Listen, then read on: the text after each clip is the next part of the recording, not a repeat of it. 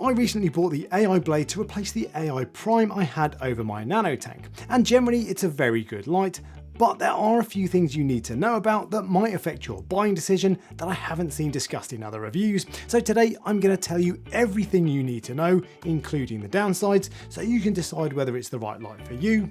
And because I bought this with my own money, there's no disclaimer, so let's get stuck straight in.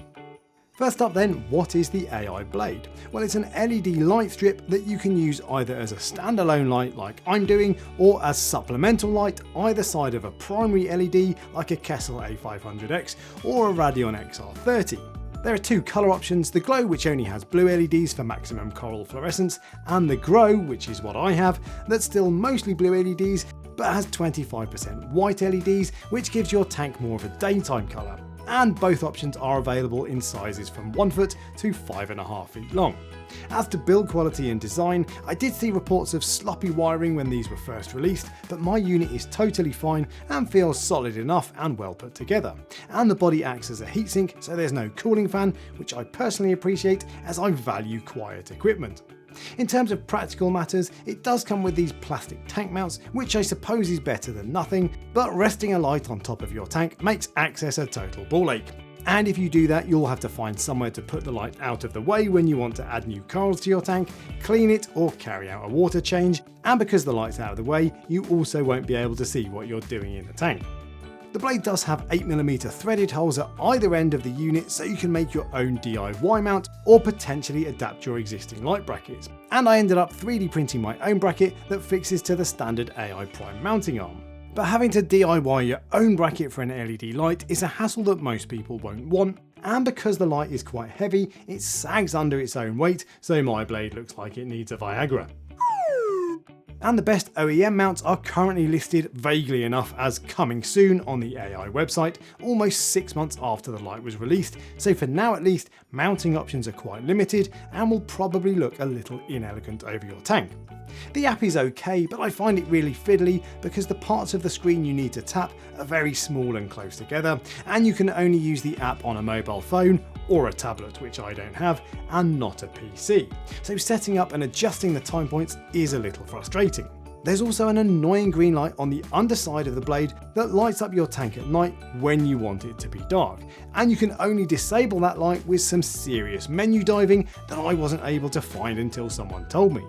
But the main drawbacks are with the actual light itself. There's no full spectrum version, so you have to decide up front whether you want all blue LEDs or a mix of mostly blue with some white LEDs. So if you change your mind a month down the line, you can't just tweak the light spectrum to suit your taste like you can with most LEDs. If you're using the blade as a standalone light, the whiter grow spectrum makes more sense as it does both blue and white colours. But because the grow only has 2 different colour LEDs, 2 shades of blue and 1 white instead of the usual 6 to 8 colour LEDs most lights have, it leaves your tank lacking that pleasing depth of colour that you'll get with normal lights like the AI Prime, Kessel or Radeon.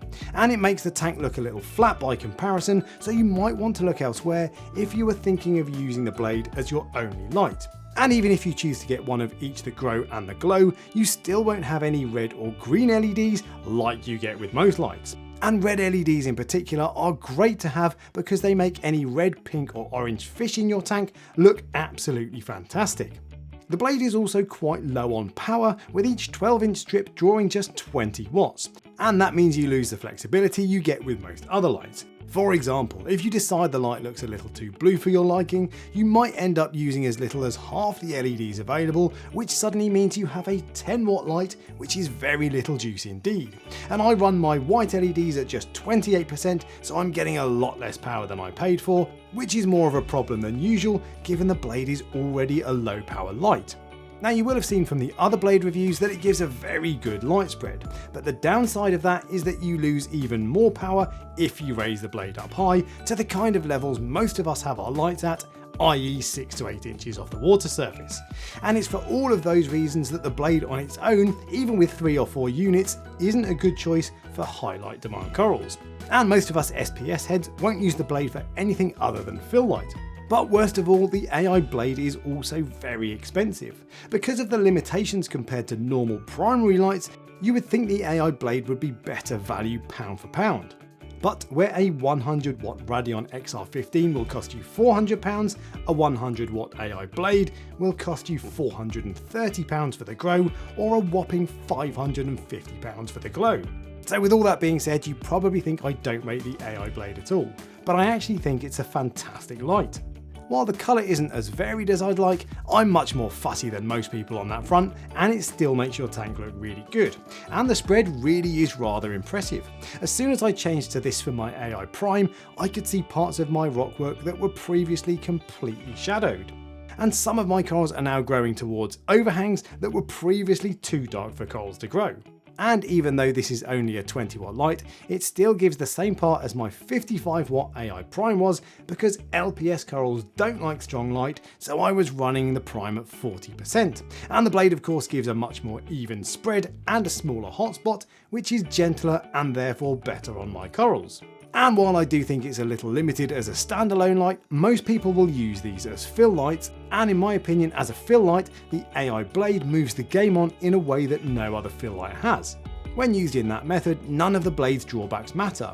You only really want extra spread from a fill light, not mega par, and your main lights will provide the full spectrum of colours that the blade is missing. And the blade excels at what you really want from supplemental lighting, light spread. And it will even give you a little extra colour pop, especially if you go for the all blue glow version.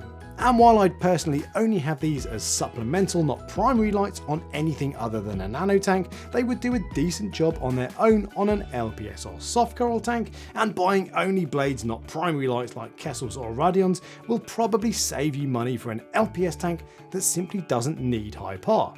For example, on this LPS dominated 2-foot lagoon tank, I currently have a single light that cost £400, but I would be totally happy with two 12-inch blades, which would cost just £300 and give a much better light spread. Although while you save £100, £300 is of course a lot of money for just 40 watts of light, when a 100 watt Radeon costs £400, so it depends how you look at it. But actually I think the blade is a great choice for beginners in particular because it's low power and doesn't have too many colour choices. Corals will be just fine with the low light the blades give off, whereas if you set up a Radeon and turn it straight to 100%, you'll bleach and kill your corals in 2 seconds flat. So the AI blade is something of a foolproof light in that sense. And the reason I made this video is because most of the marketing I've seen focuses solely on the positives and makes it seem like the perfect light for any setup, which simply isn't the case. While I do think it's a really good light, it has some very real drawbacks that I've set out for you in this video, so you now have all the information you need to make an informed decision about whether this light is right for your setup. And for what it's worth, I'm sticking with my 12-inch blade on my Fluval Evo, and I'll likely buy 2 more to use as supplemental lights on my LPS tank. But let me know what you think of the AI blade down in the comments below, and if you enjoyed the video give me a thumbs up and subscribe for next time, and until then, happy reefing.